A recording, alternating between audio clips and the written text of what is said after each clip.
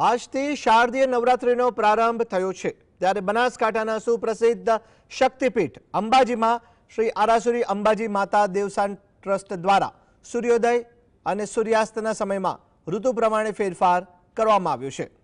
અંબાજીમાં યાત્રાળુઓની સગવડતા ખાતર આસો સુદ એકમના રોજ માતાજીની આરતી તથા દર્શનના સમયમાં ફેરફાર કરવામાં આવ્યો છે। સવારે 7:30 થી 8 વાગ્યા સુધી માતાજીની આરતી થશે। સવારે 8 વાગ્યાથી 11 વાગ્યા સુધી માઈ ભક્તો માતાજીના દર્શન કરી શકશે। સવારે 9 વાગ્યાથી 12 વાગ્યા સુધી આજે પ્રારંભ હોવાથી ઘટ સ્થાપન મંદિરમાં કરવામાં આવશે।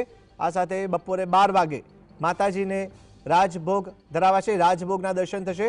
બપોરે 12 વાગ્યાથી 4:15 સુધી સવા 4 વાગ્યા સુધી માઈ ભક્તો માતાજીના દર્શન કરી શકશે।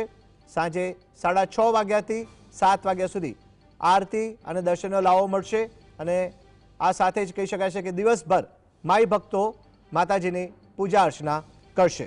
51 શક્તિપીઠોમાં સૌથી મહત્વનું સ્થાન ધરાવતું તીર્થધામ છે અંબાજી, જે ગુજરાતના બનાસકાંઠા જિલ્લામાં આવેલું છે।